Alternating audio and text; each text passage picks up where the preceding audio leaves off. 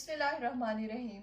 आज हम chapter number 1 का टॉपिक डिस्कस करेंगे, relationship of biology to other sciences. मतलब कि बायो का ताल्लुक साइंस की दूसरी ब्रांचेस के साथ, साइंस की दूसरी फील्ड्स के साथ। जैसा कि अगर आपने देखा हो घर में बहन भाई होते हैं, उनका आपस में ताल्लुक होता है। इसी तरह साइंस के भी बच्चे हैं, बायो, फिजिक्स, केमिस्ट्री, मैथ्स, इनका आपस में भी कोई ना कोई ताल्लुक होगा। इसका दूसरा नाम है इंटरडिसिप्लिनरी साइंसेज।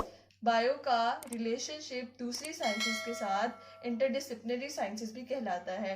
इंटर मतलब दो चीज़ों के दरमियान, बिटवीन। डिसिप्लिनरी कोई भी डिसिप्लिन, सब्जेक्ट, और किसका, साइंस का।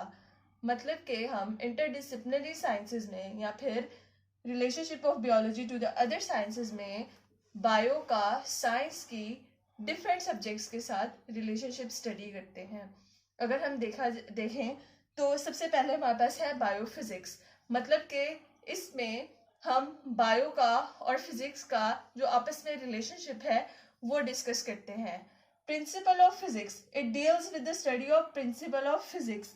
फिजिक्स के कोई भी कानून, कोई भी लॉ होते हैं जो हमने देखना है कि हम किस तरह से उसको बायोलॉजिकल फिनोमेना में एप्लीकेबल कर सकते हैं। कि कुछ फिजिक्स के ऐसे असूल होते हैं जो कि बायोलॉजी में भी यूज हो रहे होते हैं। अब सारे के सारे लॉ नहीं यूज होंगे, लेकिन कुछ जो होंगे जिनका आपस में रिलेशनशिप होगा। जैसे अगर हम एग्जांपल देखें तो वो एग्जांपल हमें बिल्कुल क्लियर कर देगी।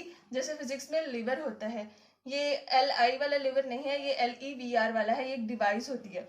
और इसी तरह अगर हम ह्यूमन बॉडी में, अगर बायोलॉजिकल टर्म में लिविंग ऑर्गेनिज्म में देखें तो वहाँ पे लिम्स होते हैं। हमारी ये धड़, ये हमारे हाथ, बाजू और ये हमारी टांगे, ये लिम्स कहलाती हैं। तो इनका वर्किंग मैकेनिज्म सेम होता है। मतलब कि जो प्रिंसिपल लिवर में यूज हो रहा होता है, जो असूल यूज हो रहा होता है, same to same living organisms के लिम्स में भी वही वाला प्रोसेस, वही वाला मैकेनिज्म, वही वाला फिनोमिना यूज हो रहा होता है। तो इस तरह से बायो और फिजिक्स आपस में इंटरलिंक कर रहे हैं, इंटरकनेक्टेड है।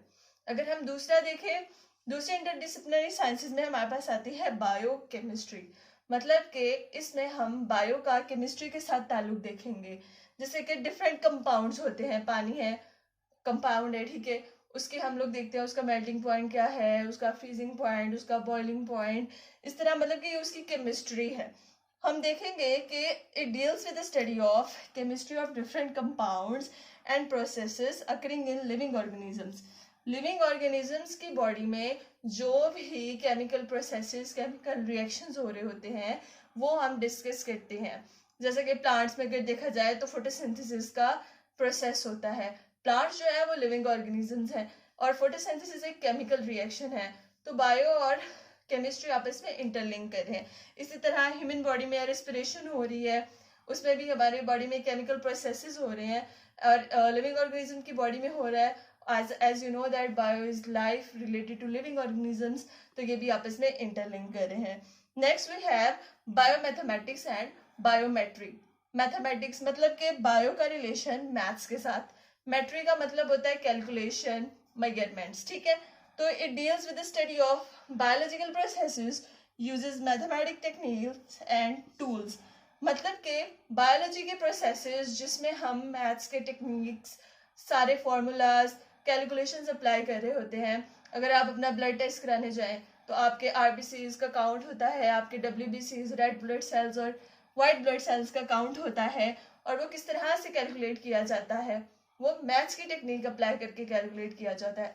अगर आप वेट मेजर करें तो आपका वेट भी इस तरह से कैलकुलेट किया जा सकता है। हाइट हो गई, तो क्या होता है, इसके एग्जाम्पल में हमने देखा कि analyse data after experimental work. जब हम एक एक्सपेरिमेंट करके अपना डाटा गैदर कर लेते हैं, उसके बाद हम मैथ्स के टेक्निक, टूल्स अप्लाई करते हैं उसको कैलकुलेट करने के लिए। तो बायोमैथमेटिक्स और बायोमेट्री एक ऐसी इंटरडिसिप्लिनरी साइंसेस है जिसमें हम मैथ्स की टेक्निक्स, फॉर्मूलाज, कैलकुलेशंस अप्लाई कर रहे होते हैं अपने बायोलॉजिकल फिनोमेना में। आगे हमारे पास है बायोजियोग्राफी।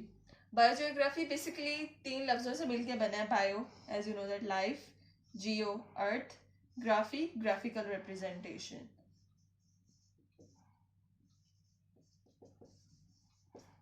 और थर्ड ये ग्राफिकल रिप्रेजेंटेशन।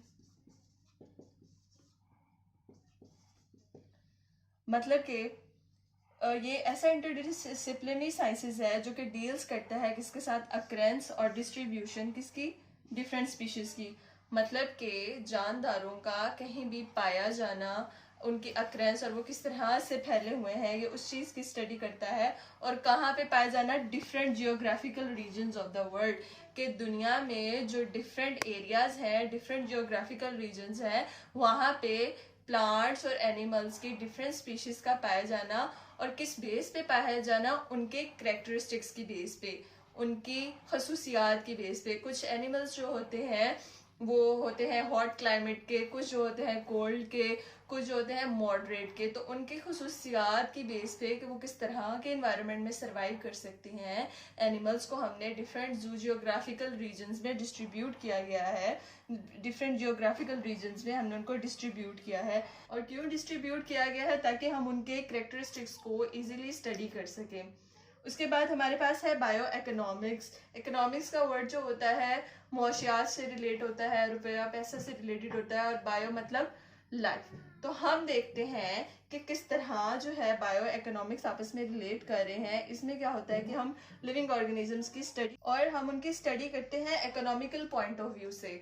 मतलब कि जो हमारा नजरिया होता है जानदारों की स्टडी करने का, वो किस किस तरह से होता है, वो होता है इकोनॉमिकल, मुआशरती और रुपया पैसा से रिलेटेड। अगर हम बात करें कि अगर लिविंग ऑर्गेनिज्म में देखें, हमारे पास प्लांट्स भी होते हैं, ठीक है।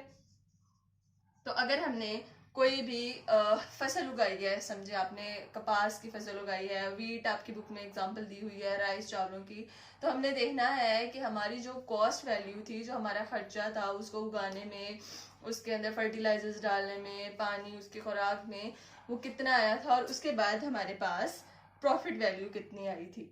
जब हम ये देखेंगे तो इससे हमें पता चलेगा कि हमें यहाँ फायदा हुआ है या नुकसान हुआ है। तो बायो इकोनॉमिक्स हम लोगों को बताएगी कि किस तरह से हम फाइंड कर सकते हैं बेनिफिट, या फिर जो हमें फायदा हुआ है, या फिर लॉस जो कि हमें नुकसान हुआ है। तो इस टॉपिक में हमने बायोलॉजी का ताल्लुक देखा था साइंस की दूसरी फील्ड्स के साथ, जैसे केमिस्ट्री हो गया, मैथ्स हो गया, जियोग्राफी हो गया, इकोनॉमिक्स हो गया। तो इंशाल्लाह नेक्स्ट टॉपिक में हम पढ़ेंगे करियर्स इन बायोलॉजी, के हम बायोलॉजी में कौन कौन से, बायोलॉजी पढ़ने के बाद हम कौन कौन सा पेशा इख्तियार कर सकते हैं।